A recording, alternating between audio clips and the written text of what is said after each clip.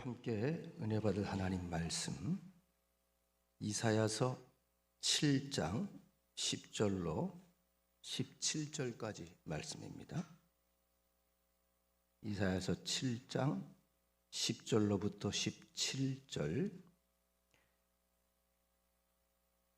여호와께서 또 아하스에게 말씀하여 이르시되 너는 네 하나님 여호와께 한 징조를 구하되 깊은 데서든지 높은 데서든지 구하라 하시니 아하스가 이르되 나는 구하지 아니하겠나이다. 나는 여호와를 시험하지 아니하겠나이다 한지라. 이사야가 이르되 다윗의 집이여 원하건대 들을지어다. 너희가 사람을 괴롭히고서 그것을 작은 일로 여겨 또 나의 하나님을 괴롭히려 하느냐? 그러므로 주께서 친히 징조를 너희에게 주실 것이라. 보라, 처녀가 잉태하여 아들을 낳을 것이요 그의 이름을 임마누엘이라 하리라. 그가 악을 버리며 선을 택할 줄 알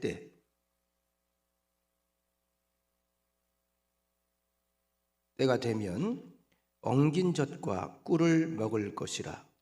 대저 이 아이가 악을 버리며 선을 택할 줄 알기 전에 내가 미워하는 두 왕의 땅이 황폐하게 되리라. 여호와께서 에브라임이 유다를 떠날 때부터 당하여 보지 못한 날을 너와 내 백성과 내 아버지 집에 임하게 하시리니 곧 아수르 왕이 오는 날이니라. 아멘. 주님의 이름으로 여러분을 환영합니다. 왜 분위기가 좀 많이 바뀌었죠? 정신이 번쩍 들죠?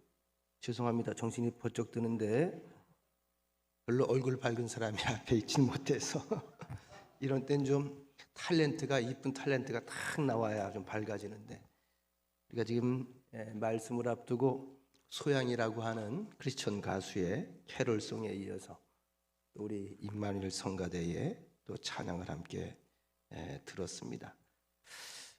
굉장히 기분이 좀 좋아요, 그죠?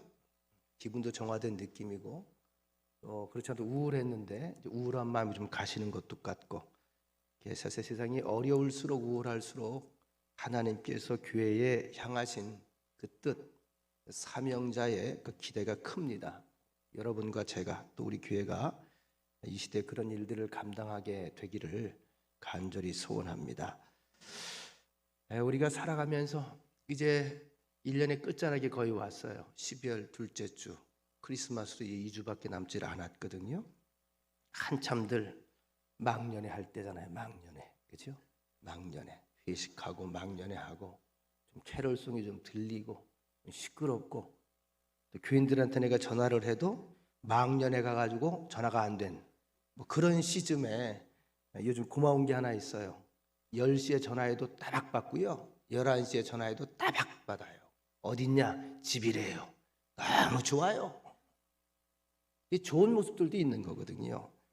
우리가 한 생일을 살아가면서 누구라도 아마 똑같은 심정일 겁니다.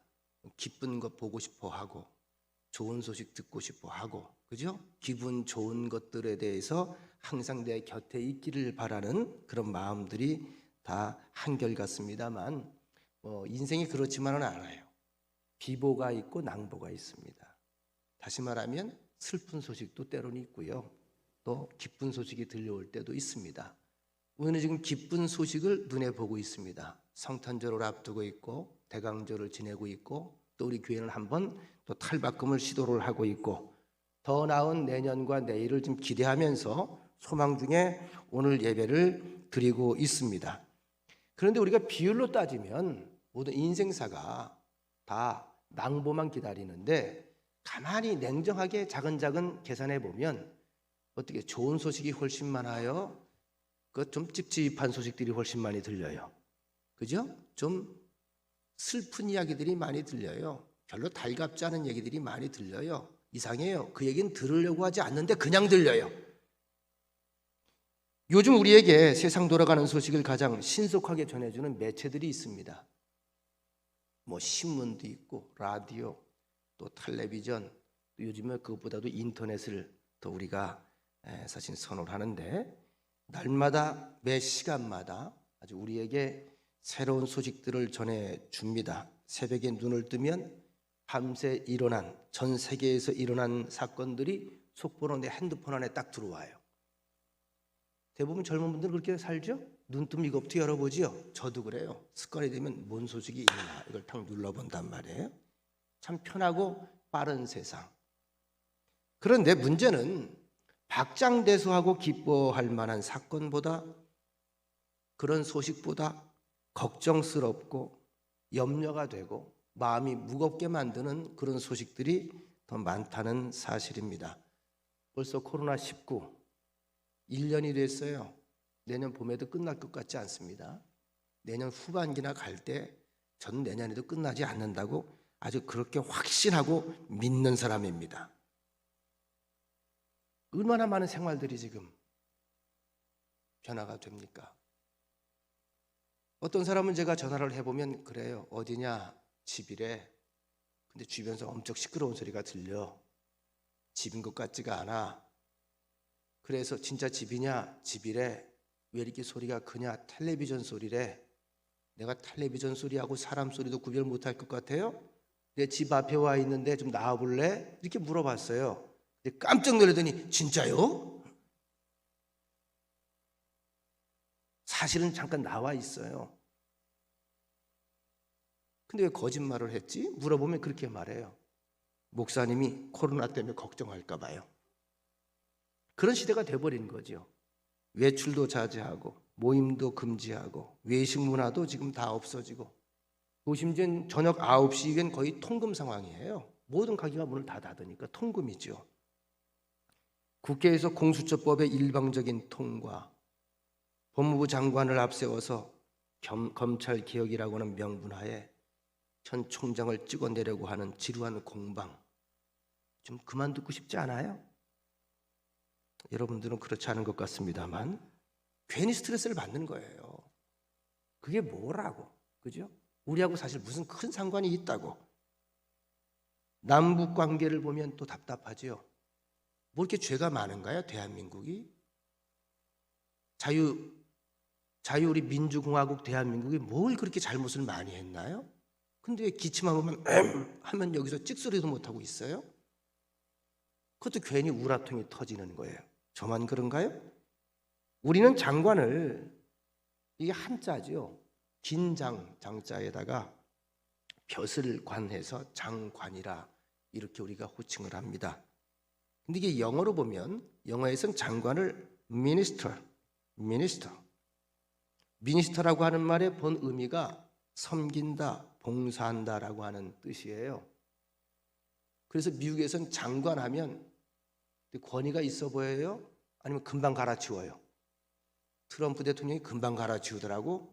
하루아침에 그냥 문자로 날려버리더라고요. 왜? 잘 섬겨라 이거야. 그러니까 우리 장관과는 좀 개념 자체가 달라요. 그들에게 있어 장관은 국민을 섬기고 나라를 섬기는 사람들입니다. 근데 우리는 이 장관이라고 하는 말부터가 좀 문제가 달라. 뒤에 또 그냥 장관이라고 합니까? 님까지 붙이지요. 장관님이 되셔야 됩니다. 그래서 우리나라는 조금 고쳤으면 좋겠어요. 우리 장관님들이 조금만 걸음걸이를 똑바로 걸었으면 좋겠어요. 왜 장관 되면 걸음걸이가 달라지죠? 오리공댕이처럼 왜 흔들어대요? 왜 갈짓자로 걸어요? 그죠?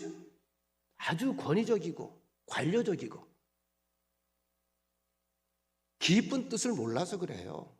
가끔 우리가 종종 제가 장로님들하고 그 얘기를 하는데, 연애 문제도 그렇고 교단 문제도 마찬가지예요.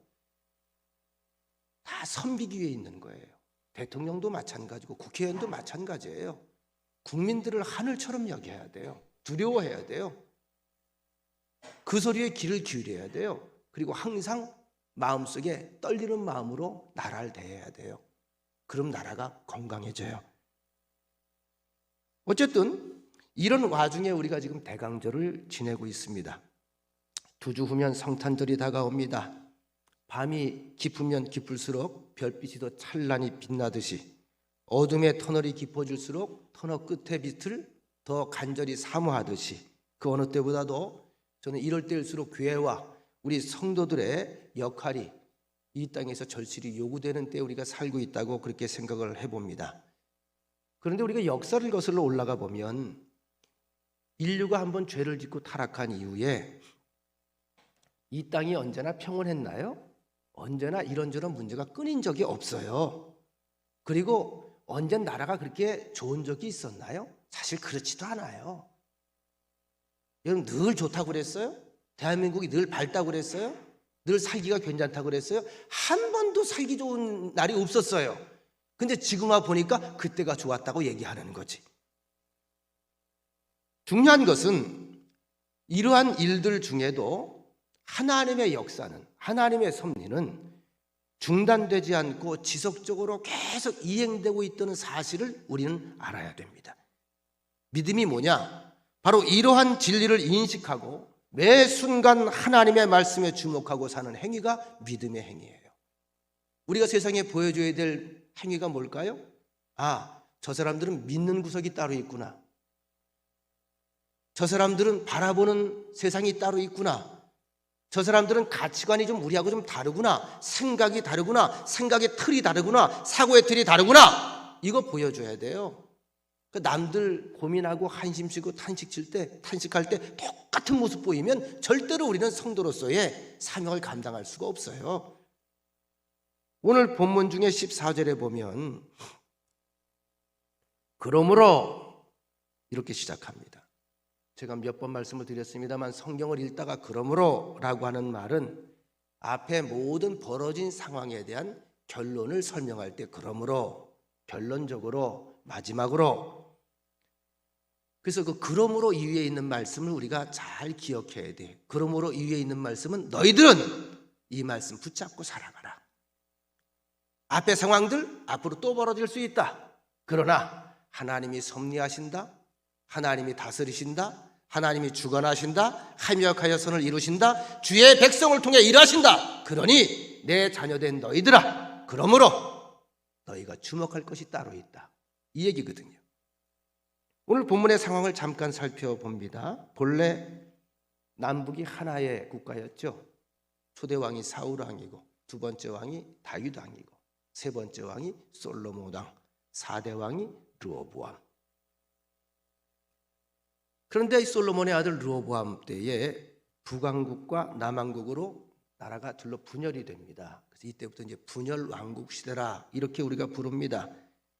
주전 734년경에 북왕국 이스라엘의 베가 왕이 그 이웃에 있던 아람 왕과 동맹을 체결한 후에 연합군을 편성을 해서 남왕국 유대를 지금 공격하는 그런 상황이 벌어진 내용이 오늘 본문의 내용입니다. 쉽게 말씀드릴게요. 북한이 중국과 손잡고 남한을 침공을 한 거예요. 훨씬 이해가 빠르죠? 이미 우리가 3주 전에 설교를 통해 나눴습니다만 이때 왕이 아하스 왕입니다. 아하스는 누구의 아들이냐? 우시야 왕의 아들입니다. 조금 기억나시나요? 이사야 6장 말씀을 가지고 공부를 우리가 했던 것 같은데 우시야 왕이 죽던 해에 이사야가 하나님의 부르심을 받죠. 우시야 왕이 죽던 해에 나라 전체가 멘붕이 왔습니다.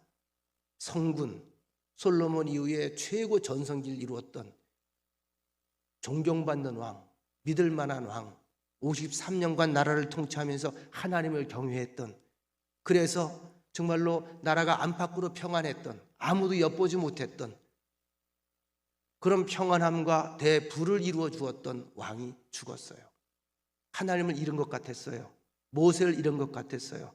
다 낙심하고 있을 때에 이사야가 성전에 가서 엎드려 기도하던 중에 환상을 보고 환상 가운데 하나님의 탄식하는 소리를 듣지요.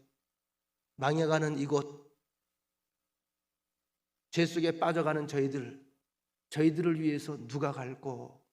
이사야가 말하지요. 제가 여기 있나이다. 저를 보내시옵소서. 이 이야기가 이사야 6장의 말씀입니다. 그 이후에 주변 정세가 다 바뀌었다고 이미 말씀을 드렸어요. 온화했던 주변국들이 공격적으로 바뀝니다. 예나 지금이나 똑같아요. 대한민국이 물로 보이면 안 됩니다. 정부가 물로 보이면 안 됩니다. 다 호시탐탐 노리는 나라들이 한둘이 아니에요. 대한민국 국민이 물러 보여서는 안 됩니다. 정신 바짝 차려야 될 때 우리가 살고 있습니다. 드디어 침공이 시작됐어요. 당황했던 남유다 왕국의 아하스가 자기도 나름대로 급하니까 아수르에게 도움을 요청을 해서 두 나라의 침공을 막아냅니다. 그 당시에 이 이웃에 있던 아람 국가와 아수르 국가는 강대국입니다. 세계 제패의 꿈을 실현하기 위해 각축을 벌이고 있었습니다. 북왕국 이스라엘은 아람과 손을 잡았고 남왕국 유다는 아수르와 손을 잡았습니다. 뭐 이후의 얘기입니다만 아수르 후에 다시 북이스라엘과 손을 잡고 북이스라엘을 먹어치웁니다. 꼬셔서 먹어치운 거죠. 그 남유다까지 공격을 해 들어와요. 그때 있었던 남유다 왕이 히스기야 왕입니다. 지금 한반도 정세하고 아주 유사해요. 일본, 중국, 러시아, 미국 이 한반도 문제에 아주 신경을 곤두세우고 있습니다. 이유는 대한민국이 사랑스러워서가 아니에요. 자기 나라에 미치는 정치, 군사, 경제적인 영향이 어마어마하다는 것을 알기 때문에 지정학적 위치로 이 한반도가 교두보거든요. 여길 밟으면 중국 가요. 여길 밟으면 일본도 가요. 여길 밟으면 서방도 가요. 여러분 이 나라가 얼마나 엑기스 땅인 줄 아세요? 엑기스 땅 가운데 우리 수입리가 정말 엑기스 땅이잖아. 그 여러분들은 엑기스 중에 엑기스야. 이렇게 하면 사실이 아니래도 아멘하고 보는 거야 그냥. 그러면 또 그렇게 될 줄도 있어. 그게 지혜야. 그게 센스야. 그들이 결코 한국을 위해서 한국에 관심을 가지는 게 아니에요. 한국이나 북한이 그런데 이스라엘 남북 왕조가 아람과 아수르와 손을 잡기 위해서 안간힘을 썼던 것처럼 남의 힘을 빌고 손잡기 위해서 안간힘을 지금 쏟고 있습니다. 종북파, 친북파, 그죠? 반북파, 친미파, 반미파. 왜 이렇게 난리들인지 모르겠어요. 보수파, 진보파. 이 진영 논리가 자꾸 오래 가면요 서로 병들어요. 나중에 가만 두면 서로 돌 던져 죽여요. 죄송합니다. 정권이 누가 정권을 잡든지 이 분위기를 빨리 없애줘야 돼요. 이걸 자꾸 갈라치기 하면 안 돼. 갈라차기라는 놈이 있다면 그건 나쁜 놈이야. 대통령이라도 그건 나쁜 놈이야. 그건 끌어안고 울어야 돼요. 저 누차 얘기했죠. 아무리 자식 간의 성향이 다르고 가족 간의 성향이 달라도 한 가문의 어른은 끌어안고 울어야 되는 게 어른의 역할이에요. 맞아요, 틀려요? 이건 아멘 안 해도 돼. 이건 아멘할 사항이 아니야. 이건 상식이야. 교인과 교인이 다퉜다. 어떻게 목사가 여기서 갈라치기 해야 돼? 그래, 잘한다, 잘한다. 저거 한번 꼬집어줘. 그렇지. 뒤통수 한번 빡까. 잘했어, 잘했어. 저거 밟아 죽여. 그렇지. 코피 터졌다. 아싸. 죄송합니다. 이런 자식은 목회하지 말아야 돼. 맞아요, 틀려요? 상식이에요. 당시 주변에 패권을 노리던 아람 국가나 아수르 국가가 숨기고 있는 뜻은 이스라엘을 어떻게 하면 삼킬까? 어떻게 하면 저 땅을 먹어 치울까? 일찍이 하나님께서 이사야 선지자를 통해서 하나님을 바로 섬기고 하나님과 화친할 것을 계속 반복하여 견고한 바가 있습니다. 그런데도 그들은 하나님의 말씀을 제쳐놓고 아람과 아수르와 각각 손을 잡고 형제 나라를 서로 공격을 하고 있습니다. 어느 장단에 춤을 추는 줄 모르고 칼춤을 추고 있는 거예요. 제가 자주 쓰는 예화 가운데 하나입니다. 재미있게 제가 읽은 글인데요. 어느 날 스승이 산에서 수도를 하고 있는 제자들을 불러 모아놓고 담소를 나눕니다. 첫 번째 제자에게 썩은 생선을 건네주면서 물었습니다. 얘야, 냄새를 맡아보거라.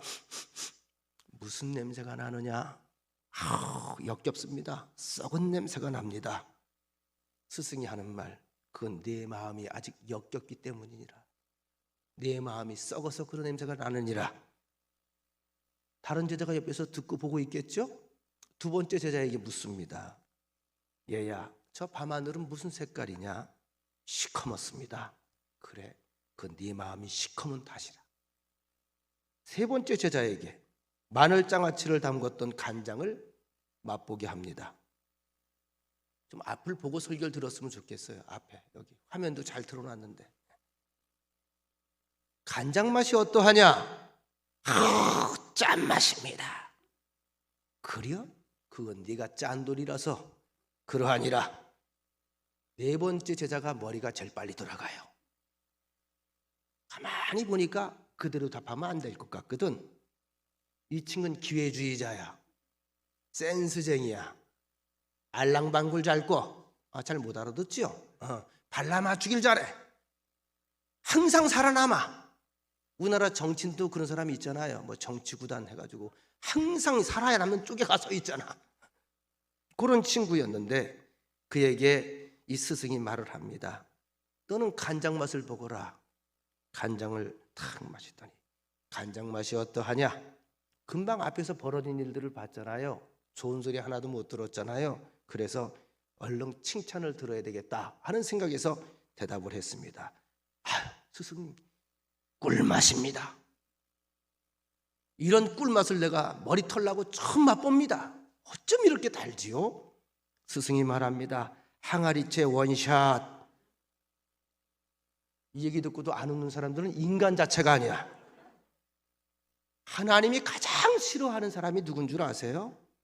줏대 없이 솔직하지 않고 그저 주변 상황만 살피다가 죄께로 넘어지는 사람. 신앙생활은 마찬가지예요. 자꾸 죄를 가지고 해야 하나님이 기뻐하지 않아요.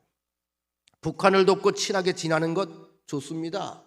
미국과 친하게 지내고 중국을 가까이 하는 거 좋습니다. 일제, 잔재, 치욕의 역사를 들추며 기억하자는 것도 중요합니다. 척결 좋습니다. 적폐 타도도 좋습니다. 그런데 그들 때문에, 그것 때문에 대한민국 국민이 두 패로 나뉘고 원수처럼 공격하고 국론이 분열되고 서로 원수처럼 여긴다면 이건 잘하는 일이 아니에요. 여러분, 수신제가 치국평천하라고 하는 말 너무나 유명한 말이잖아요. 가정이 평안해야 나라가 평안해진다는 얘기입니다. 아주 쉬운 얘기예요. 내가 일단 내 마음이 평안해야 주변을 돌보는 거예요. 교회도 마찬가지죠. 내가 섬기고 있는 교회가 평안해야, 서로 신뢰하고 은혜가 가득해야 그 힘으로 이 시대적인 사명을 우리 교회가 감당하고 더 힘있고 영향이 있는 그런 삶을 살아낼 수가 있게 되는 줄로 믿습니다. 이건 하나의 원칙이에요. 그래서 어쨌거나 교인들은 다독거려야 돼요. 자꾸 힘을 줘야 돼요. 가시를 자꾸 만져서 가시가 펴지게 만들어야 돼요. 이 일 때문에 예수님께서 이 땅에 오신 거예요. 사정이 없는 사람이 어디 있어요? 형편이 없는 사람이 없어요. 핑계 없는 사람이 없어요. 다 달라요. 근데 다 쉽지 않아요. 다 상처가 있어요. 우리가 쟤는 저래, 저 사람은 왜 저래, 저 사람은 저것밖에 안 돼 라고 할 때 주님이 울면서 그 사람 만지고 있는 거예요. 이게 임마누엘 사건이에요. 죄송합니다만 전 우리 교회에 참 좋은 장로님들이 세 분 계십니다만 제가 정말 고맙게 생각하는 부분이 있어요. 다른 것도 다 고마운데 정말 고맙게 생각하는 거, 교회 안에서 일하다 보면 또 회의하다 보면 일 때문에 의견도 다르고 생각도 달라요. 근데 사람이 참 묘하죠. 생각이 다르면 기분 나빠해요. 성가대도 그렇죠? 나랑 생각이 같으면 날 칭찬하는 걸로 알고, 유아기적 사고방식이야. 나랑 생각이 다르면 나랑 적으로 생각을 해. 그래, 안색이 좀 바뀌고 말소리가 달라질 수 있어요. 다시 말하면 내가 듣기 싫은 소리가 나올 수 있다는 겁니다. 그런데 밖에 나가서 절대 우리 교회 담임 목사, 우리 교회 교인들 흉보지 않는다는 거, 전 그게 너무 고마워요. 왜일까? 내 얼굴에 침 뱉는 행위고 스스로 내 자존심을 뭉개는 일이기 때문에. 여러분 어때요? 흐뭇해요? 좀 기분이 좋아지지 않아요?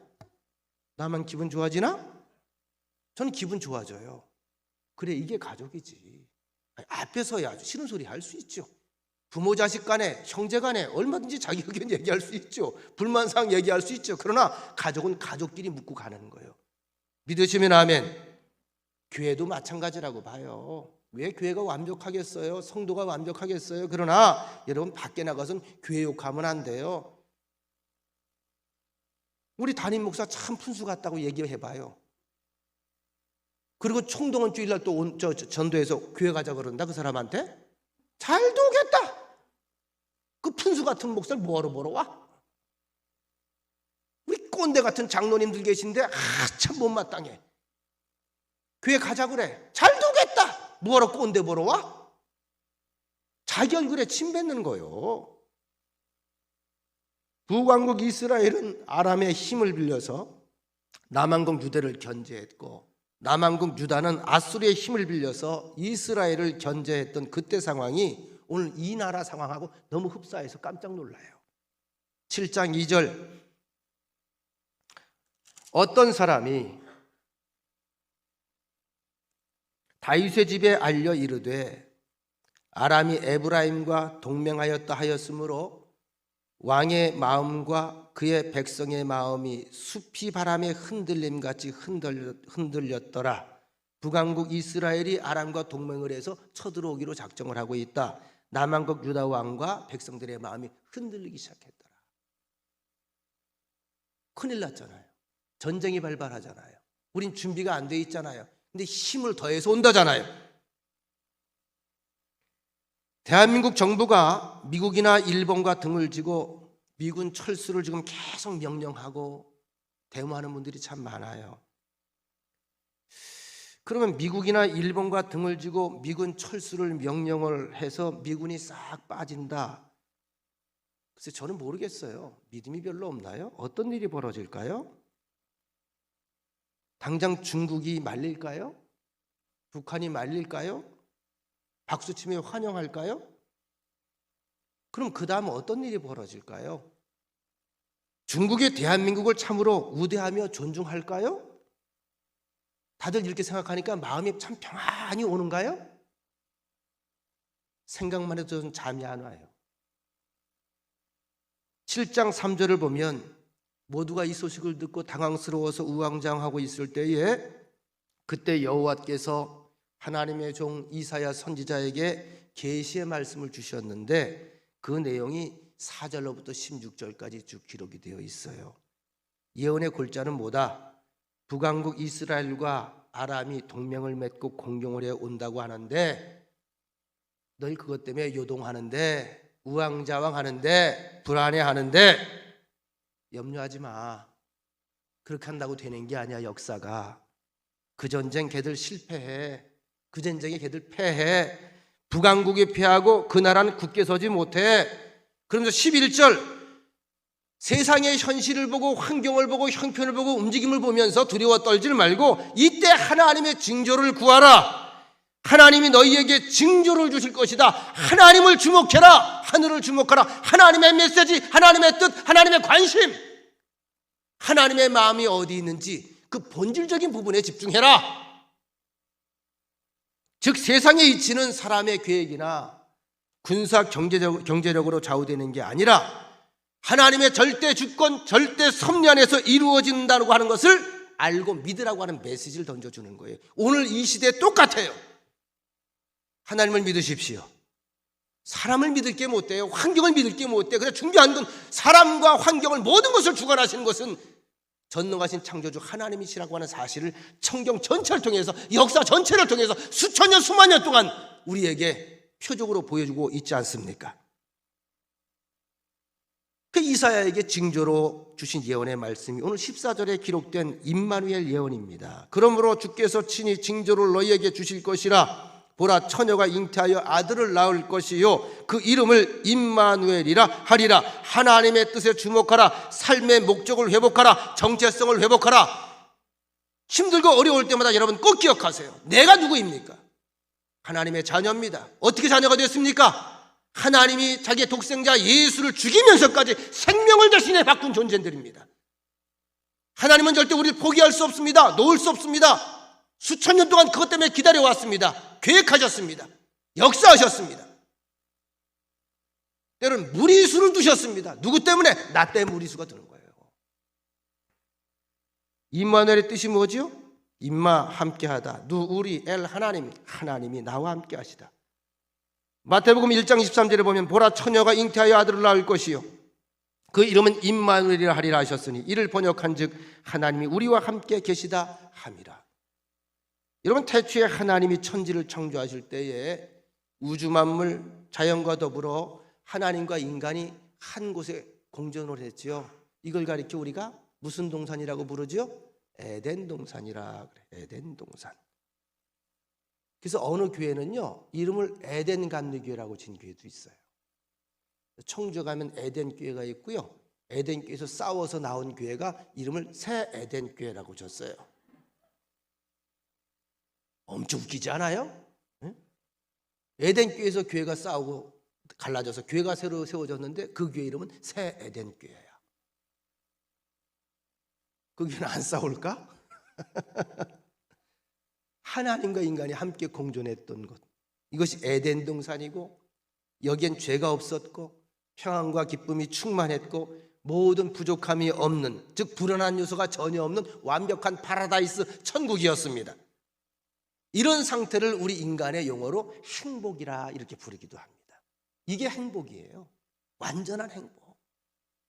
그런데 타락 이후에 죄와 더불어 살면서 인간들은 행복을 잃어버렸죠. 완전한 평안을 잃어버렸잖아요. 죄가 사람을 가만두지 않잖아요. 죄가 사람을 자꾸 미혹하잖아요. 죄가 사람을 자꾸 충동질하잖아요. 배후에 사단이 역사하잖아요. 그러면서도 이 사람들은 하나님께서 우리에게 만들어 놓은 영역인 영적인 영역, 행복의 영역, 천국의 영역, 절대 평안의 영역, 하나님께서 우리에게 주신 선물이란 말이에요. 그것을 되찾기 위해서 다양한 길들을 추구하고 있지 않습니까? 어떤 사람은 돈으로 해결하려고 하고, 어떤 사람은 사회적인 신분 상승으로 해결하려고 하고, 이걸 위해 출세하기도 하고 공부해보기도 하고 철학을 연구하기도 하고 예술 행위를 통해서, 문화활동을 통해서, 권력을 통해서 힘으로, 그래서 전쟁까지 일으키면서도 이걸 차지해보려고 하지만, 여러분, 미련하고 이 일들이 어리석다는 말들은 누구나 다 합니다. 일반 대학 교수들, 초등학교 선생님들도 다 얘기합니다. 그건 미친 짓이다, 헛된 짓이다. 그러면서도 정작 자신들은 그 길을 열심히 추구하는 것들이 대다수 사람들의 삶입니다. 예수 믿는 사람 좀 다른가요? 똑같죠. 말론 주여 주여 하고 거룩한 척 하지만 추구하는 걸 가만히 보세요. 항상 우리가 정체성을 회복해야 됩니다. 그리고 물어야 됩니다. 스스로 질문해야 됩니다. 무엇을 위해 내가 일을 하는가? 무엇을 위해서 내가 이것을 추구하느냐? 빨리 대답을 바꾸면 돼요. 주의 일을 위해서, 주의 영광을 위해서. 이러면 그 일은 주의 일이 되는 거예요.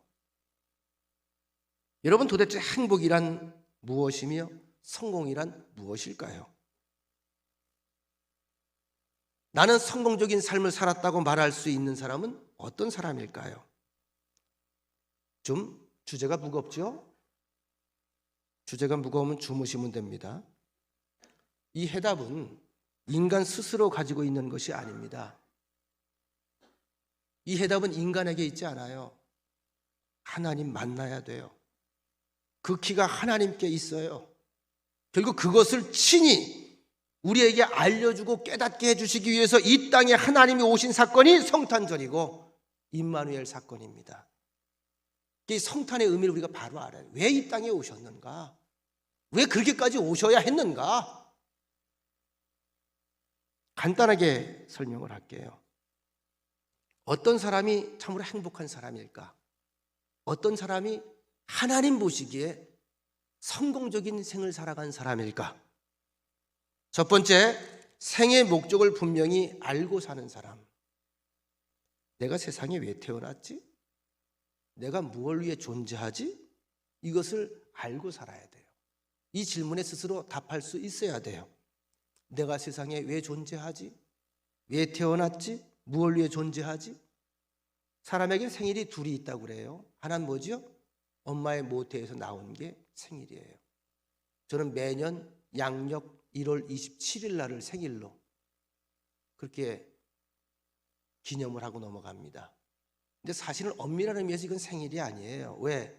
내가 생각하고 태어났어요? 내가 의식하고 세상에 태어났어요? 그 순간 태어나면서 내가 이런 사람이 돼야지, 이름도 이수일, 목회를 해야지, 할렐루야 그러고 나왔을까? 여러분 그러고 나왔어요? 무의식 중에 던져지는 거란 말이에요. 엄밀한 의미에서 이것은 엄마가 볼 때 엄마가 정해준 생일이지 내 생일은 아니에요. 신앙인들에게 있어서 생일이 언제일까요? 거듭난 날입니다. 거듭난 날이 어떤 때죠? 예수 만난 날, 죄사함 받은 날.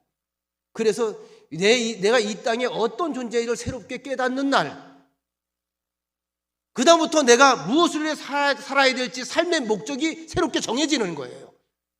아, 이걸 위해 내가 존재하는구나. 이것 때문에 왔구나. 하나님이 날 보내셨구나. 그냥 이 세상에 던져진 존재가 아니구나. 엄마 아빠가 사랑을 나눠서 어느 날 우연히 생겨가지고 정정한 남자가 만나가지고 나온 게 아니구나. 신비한 생명의 역사구나. 하나님의 섭리구나. 이걸 깨닫고 나서 자기의 길을, 자기의 방향을 정하는, 그것이 우리에게 가장 중요한 번 어게인의 출생의 일입니다. 하나님께서 계산은 그때부터 시작되는 거예요. 그때부터 하나님과 상관된, 하나님과 연관된, 그와 주와 함께 걸어가는 삶이 그때부터 진행이 되는 것입니다. 그 전의 생은 무효예요. 적어도 천국 가서는 그럴 것 같아요. 이렇게 볼 때 어떤 분은 30세, 어떤 분은 40세, 어떤 분은 7, 80세에 돼서야 비로소 아하! 뒤늦게 교회 와서 은혜 받고 깨닫고 70에 80에 10년, 5년밖에 못 산다 할지라도 깨닫고 살아가는 사람, 그 사람은 그때부터 그 인생이 새로워지는 줄로 믿습니다. 야곱 같은 사람 보세요. 치열한 인생 살다가 130세에 요셉 만나고, 죽은 줄 알았던 요셉 만나고 애굽왕 바로 앞에 가서 내 인생이 130년입니다. 그죠? 그때부터 그의 인생은 바라보는 눈이 확 달라졌단 말이죠. 그런 의미에서 사도 바울이 참 위대한 사람이지요. 갈라디아서 1장에 보면 그는 어머니의 태에서부터 택정함을 입었다라고 말합니다. 태어난 목적을 알고 있었어요. 그렇게 깨달은 거죠. 하나님의 오묘하신 경륜 중에 이방인의 사도가 되기 위해서 내가 존재한다. 그래서 주께서 내게 율법을 배우게 하셨다. 이러한 위대한 믿음의 가문에서 태어나게 하셨다. 철저하게 말씀을 공부하는 일을 마스터하게 하셨다. 아무도 무시당하지 아니하는 그런 학벌을 유지하게 하셨다. 그리고 때가 되니 주께서 나를 친히 부르셨다. 방향을 트셨다. 눈꺼풀을 벗겨주셨다. 난 이 일을 위해 죽어도 여한이 없다. 여러분, 이게 얼마나 위대한 고백인 줄 아세요? 내가 어떤 일을 진행하다가 내가 이 일을 위해 기꺼이 죽어도 여한이 없다. 그 인생은 행복한 인생이고, 그 인생이 행복한 인생이고, 그 인생이 성공한 인생입니다. 이런 사람은 어떤 사람이죠? 그 삶의 목적과 일치하는 삶을 오늘 살아가고 있는 거예요. 사도 바울이 누차 고백하잖아요. 지금이라도 주께서 속히 나를 부르시면 나는 할렐루야 하고 올라가리라. 자, 이 사람은 궤도수정이 있어 없어? 없죠. 확실하니까. 그 길이 생명길이니까. 그 길이 주의 뜻이니까. 그게 내 삶의 목표니까. 그게 삶의 내 존재 이유니까. 그러니까 좌회전 우회전 할 필요가 없는 거예요. 그 세상 사람들 보면 딱해요. 학교도 그냥 무수히 바꿔보고, 전공도 바꿔보고, 직업도 바꿔보고, 아직 잡혀진 것은 없는데 그러다 보니까 벌써 세월은 다 갔고, 이거 불행한 사람입니다. 이거 후회밖에 안 남는 거예요. 처음부터는 아니지만 우리가 한번 이거 기억하고 살아가십시다. 어느 순간부터라도 주님 만난 경험이 있고, 하나님의 자녀되는 확신이 있고, 또 믿음의 사람으로 우리에게 주어진 사명이 있다고 하는 확신이 있으면 뒤돌아보지 마십시다. 그 길을 걸어가십시다. 당당히 걸어가되 힘있게 걸어가고 즐겁게 걸어가고 생기게 걸어가고, 죽으면 죽으리라. 그게 성공한 인생이에요. 우리 교회는 지금 교회는 요즘에 나오지 않습니다만, 죄송합니다만 어떤 분이 제가 신방하고 얘기하다 보니까 그런 이야기를 하시더라고요. 자기는 초등학교도 못 다녔다. 근데 그분이 공업사를 차리셔서 아주 공업사를 안정적으로 잘 운영을 해요. 뒤돌아볼 틈도 없었고 옆을 볼 틈도 없었고, 그냥 세상에 대해 던져져서 그냥 밑에부터 할 수 있는 걸 했다. 외길 인생을 걸어왔다. 전 그때부터 그분이 다르게 보여요. 그분은 성공한 사람입니다. 부끄러울 게 조금도 없는 사람입니다. 제가 얘기를 했죠. 후회하십니까? 후회하지 않습니다. 난 이게 천직입니다. 어때요, 여러분? 그 양반 보면서 어떤 생각이 들어요? 부럽지 않아요? 그게 성공한 인생이에요. 또 한 가지 영적 해석이 필요합니다. 나는 모르고 이 길을 왔어요. 난 모르고 지금까지 떠밀려 살아왔어요. 근데 뒤늦게 깨달아 보니까 하나님께서 다 섭리하신 거예요. 나는 모르고 살아왔는데 하나님은 아시고 앞서 인도해 주셨어요. 그래서 이제는 불평하지 않고 후회하지 않고 불안해하지 않고 하나님의 경륜과 그 축복의 섭리가 나를 이끄시고 주장했다고 하는 사실을 알고 난 이후에 앞으로 운명도 하나님께 전적으로 난 맡깁니다. 이 고백이 오늘 이 시간 여러분들에게 있다면 여러분들은 행복한 사람들입니다. 하나님의 높은 뜻 안에서 오늘 저와 여러분이 있음을 여러분들이 믿으시기를 바랍니다. 여러분, 예수님께서 약속대로 이 땅에 오실 때에 베들레헴 시골 마을 말 구유에 던져지듯이 태어나셨습니다. 그렇죠?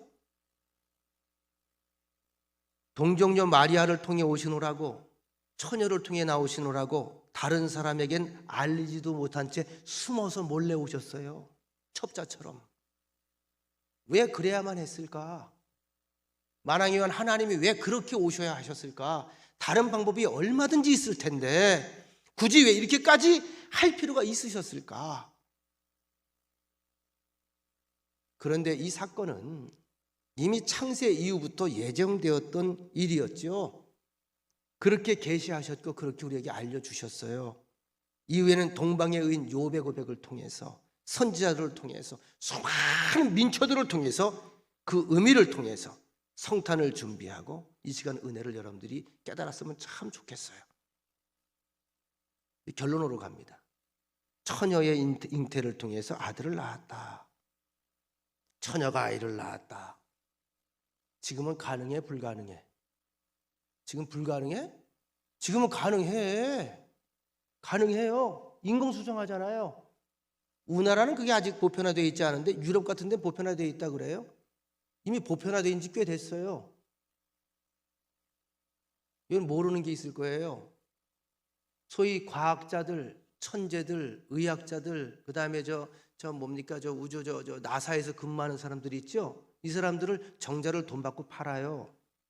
모르시죠? 정자은행이라는 게 있어요. 돈을 받고 팔아요. 여러 가지 조건에 부합하는 게 잘 맞고 하이클래스일수록 정자값이 비싸요. 제가 그 기사를 읽으면서 나는 정자가 얼마일까? 이런 얘기해도 우리 교인들은 웃을 줄도 몰라요. 얼마의 가치가 내게 있을까? 그럼 그거를요, 결혼하지 않고 애만 키우길 원하는 사람들, 그러나 입양하지 않고 내 아이를 가지길 원하는 사람들이 돈을 주고 사요. 인터넷에 여러분 보면 쇼핑 들어가서 보면 눌러보면 다 나온대요. 정자 무슨 은행 치면 자기 조건이 맞는 애들을 찾는 거예요. 피는 무슨 형, IQ는 얼마, 어쩌 피가 흐르고 예술가적 기가 뭐, 이걸 갖다 막 누르면 거기에 마땅한 게 딱 떠요. 띨렁. $1,000, B 2,000달러, C 5만 달러, 이런 식으로 되어 있다는 거죠. 장바구니에 뜨는 거야. 그러면 띨렁 누르면 돈을 지불해. 몇 날 며칠 몇 시까지 오십시오. 그럼 가면 되는 거야. 그러면 수정해줘. 좀 이따 애 낳아. 처녀가 애 낳는 거죠. 그런데 그래서 제가 이걸 보면서 예수님이 지금 오시면 지금 오셨다면 절대로 아무도 안 믿어요. 아니 우스갯거리가 되는 거야. 지금 오면 그래서 2000년 전에 오신 거예요. 아무도 생각하지 못해. 그때 이게 하나님의 섭리인 거예요. 그죠? 내 말이 맞아 틀려? 지금 오셔봐. 지금 누가 믿어? 그거를 다 고웃음치죠. 어떤 사이비 교주들은요, 자기 태어난 걸 갖다 말구에서 태어났다고 지금도 뻥을 치고 쓴대요. 별짓거리를 다 해도 처녀를 통해 나온 사람은 없어요. 아세요? 그건 또 대답이 없잖아. 믿습니까? 맞잖아. 2000년 전에 처녀를 통해 어떻게 오냐고, 자연분만이. 안 되죠. 이 부분에 대해서 마리아도 못 믿었어요. 누가복음 1장부터 쭉 보면 나와요. 내가 잉태하리니 아들을 낳을 것인데 이름을 예수라 하라. 하나님께 은혜를 입었다. 마리아가 1장 34절에 보면 내가 남자를 아직 알지 못하는데 이게 무슨 가능한 일입니까? 말도 안 되는 소리 하지 마세요. 1장 35절 성령이 내게 임하시고 지극히 높으신 이의 능력이 너를 덮으시리니 나실 바 거룩한 네가 하나님의 아들이라 일컬어지리라. 그리고 1장 37절 대저 하나님의 모든 말씀은 능하지 못하심이 없느니라. 믿으시면 아멘. 이게 중요한 거예요. 처녀인 마리아도 못 믿었어요. 왜냐하면 상식적으로 있을 수 없는 일이니까. 대저 하나님의 모든 말씀은 능하지 못하심이 없느니라. 그 다음이 중요합니다. 천사의 말을 다 듣고 난 뒤에 마리아가 응답을 하는데 38절 마리아가 이르되 주의 여종입니다. 말씀대로 내게 이루어지이다. 이 말을 듣고 천사가 떠나가니라. 보통 사람이 보통 아이를 낳는 일이라면 뭐 그렇게 대단한 사건이 될 수가 있으며 온 세상이 떠들썩할 필요가 없었겠지요. 이유는 처녀가 아들을 낳았다는 데 있죠. 2000년 전에 우리를 죄에서 구원하기 위해서 오셨기 때문에 이게 대단한 사건이고 중요한 사건이 된 겁니다.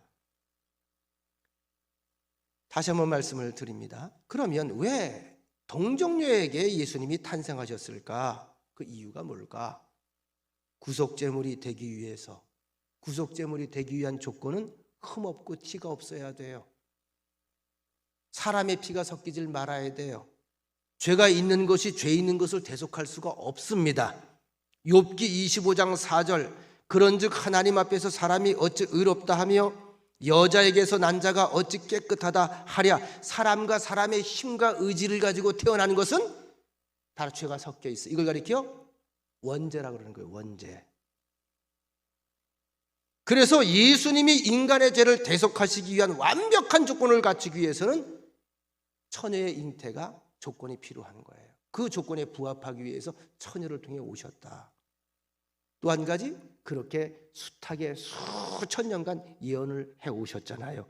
하나님의 말씀을 그대로 성취됨을 우리에게 보여주시고 확증시켜 주시기 위해서.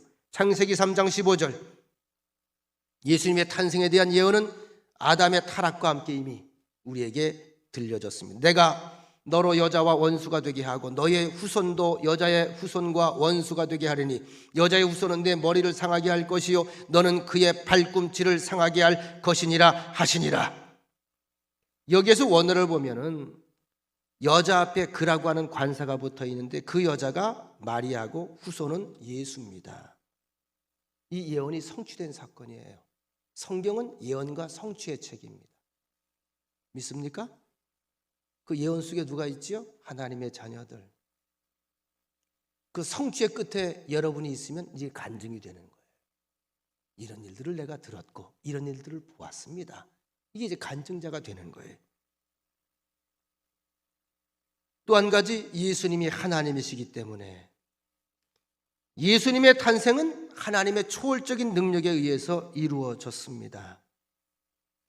여러분, 제 아무리 신비한 능력을 흉내낼 수 있는 사람이라 할지라도 메시아의 탄생 과정을 흉내낼 수는 없어요. 통일교의 문선명이, 전동환의 박태선이, 또 에덴성의 그 사람은 참 나랑 가깝지는 않지만 왠지 친근감이 들어요. 왜냐하면 나랑 성씨가 같아요. 이영수 씨, 교주거든요. 그곳에 들어가 보면요, 그 설화적인 그런 책들을 많이 갖다 놔요. 이 사람들은 김일성이나 김정일이나 김정은하고도 친할 것 같아. 똑같아 만들어내는 게. 감남주, 신, 절대 불멸에 다 쓰이잖아요. 아마 그때가 되면 제일 먼저 부활할 것이 문선명. 김일성도 부활할 것 같아, 관에서. 지금 미이라로 들어가 있지요. 예? 김정일도 마찬가지고. 제일 먼저 벌떡 일어날 것 같아. 사람의 속성을 창조주 하나님께서 모르실까요? 다 아실까요? 쉬운 얘기죠? 너무나 잘 알아요. 어디가 약하고 어디가 센지, 어떻게 하면 웃고 어떻게 하면 우는지. 그래서 스스로 하나님이라, 스스로 감람나무라, 스스로 재림주라 하는 일들은 요즘에 일어난 일일까? 이미 수천 년 전부터 계속 반복해오던 일들일까? 반복해오던 일들이에요. 뭐 새삼스럽게 볼 거 없어요. 우리나라만 지금 재림주가 63명이가 살아남아 있대잖아요. 나는 재림주 아닙니다. 절대 그런 눈으로 저를 쳐다보지 마세요. 전 절대 재림의 제자도 가까이 가고 못 갑니다. 타락한 사단의 수단입니다. 만에 하나 높여심에서 좀 말씀을 드릴게요. 요즘에 더구나 코로나 시대인데 본교회 활동회에 군소교단, 기도원 모임 이런데 좀 따라다니지 마세요. 우리 교회는 그런 분들은 없습니다만 혹시나 해서 만에 하나 오해하지 마시고, 뭐 목사 안수 받았다고 또 목사님 하면서 또 괜히 이런저런 사람들 만나러 다니지도 마세요. 좀 그러지 좀 마세요. 좀 어느 학교 목사님인지 모르겠지만 좀 목사님 같지 않은 목사님들 참 많아요. 그 내천 기도원에서 30명 나왔다면서요. 제가 어제 바로 알아봤잖아요. 주변이니까. 거기도 어느 목사님 몇 분이 기도원 운영한다고 같이 숙식하고 합숙하는 데래요. 세미나 한다 그러고 성경 공부한다 그러고 저녁만 되면 이상한 소리 내면서 안수기도 하고. 왜 안수기도 하면 꼭 슉슉슉 해야 돼? 나 그거 싫어. 주여 하면 되지 왜 슉슉슉 아야야야야 이거 왜 해야 돼 이거? 꼭 모질한 사람들이 갖다 슉슉 하면 가지고 그리고 머리 뒤밀고 처박고 앉아가지고 귀신 들려갖고 온단 말이야. 건강한 영이 아니라 병든 영이 코로나19보다 훨씬 몇천 배, 몇만 배 위험합니다. 정신 차리세요. 본기도에서는 기도가 안 되고, 본교회 목사 설교는 귀에 안 들어오고, 본교회에서 예배 드리면 집중이 안 되고, 본교회 교인들하고는 교제가 편하지 않은데 다른 곳에 가면 재밌고 집중이 되고 은혜롭고 평안하다면 정말이지 부탁드리건대 제발 그리 좀 가세요. 혹시나 염려돼서 그러니까 건강한 우리 교회 교인들 근처에 얼씬도 하지 마세요. 전 이렇게 말하고 싶어요. 혼자 가시다가 혼자 그렇게 사시다가 혼자 가세요. 정말 죽을 죄 짓지 말고 지옥 갈 죄 짓지 말고. 여러분, 하나님이 우리와 함께 하신다. 사실 하나님이 사람과 어떻게 함께 할 수 있습니까? 함께 할 수 없는 분입니다. 영이신 하나님, 거룩하신 하나님, 죄가 없는 완벽한 의로우신 하나님이 어떻게 육체의 한계를 지닌 더럽고 추한 우리와 함께 하실 수가 있겠습니까? 그런데 사람과 함께 하시기 위해서 육신의 몸을 입고 친히 사람이 되셔서 베들레헴에 오셨습니다. 이게 바로 임마누엘 사건이에요. 마태복음 28장 29절, 내가 세상 끝날까지 너희와 항상 함께 있으리라. 주님께서 부활 승천하시면서 들려주신 말씀이죠. 내가 세상 끝날까지 너희와 언제? Always? 항상 함께 있으리라. 항상, 언제, 어디나, 어디서든지. 요한계시록 1장 8절, 나는 알파와 오메가라, 이제도 있고 전에도 있었고 장차 올 자요 전능한 자라 하시더라. 결론입니다. 이사야 8장 9절로 10절, 너희 민족들아 함성을 질러 보아라. 그러나 끝내 패망하리라. 너희 먼 나라 백성들아 들을지어다. 너희 허리를 동이라. 그러나 끝내 패망하리라.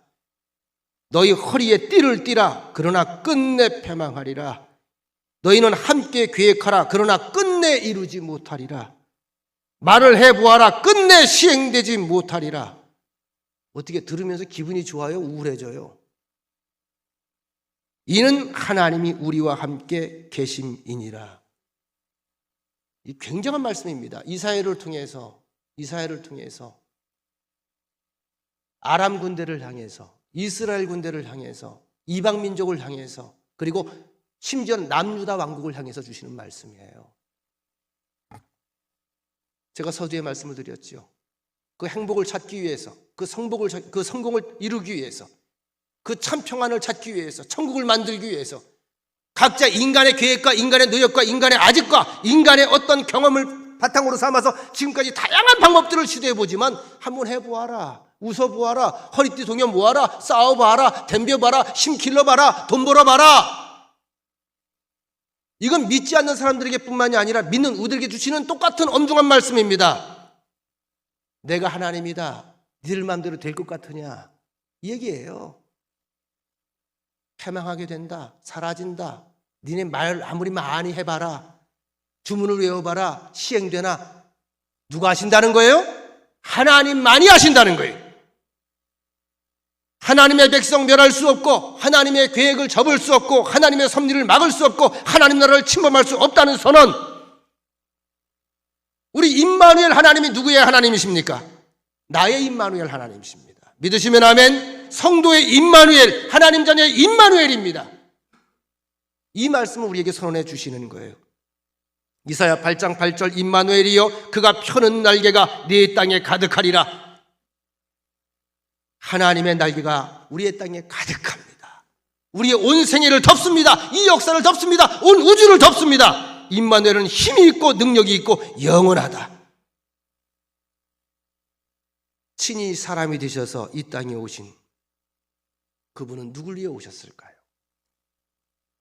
바로 나를 위해 오셨습니다. 얼마나 큰 축복입니까? 얼마나 큰 은혜입니까? 얼마나 큰 감동입니까? 이젠 그 주님이 우리와 함께 새 역사를 써나가길 원합니다. 초지일관, 거듭난 우리 인생들이 좌클릭, 우클릭하지 마시고 주님 손잡고 천국까지 함께 걸어가는 여러분과 제가 되시기를 축원합니다.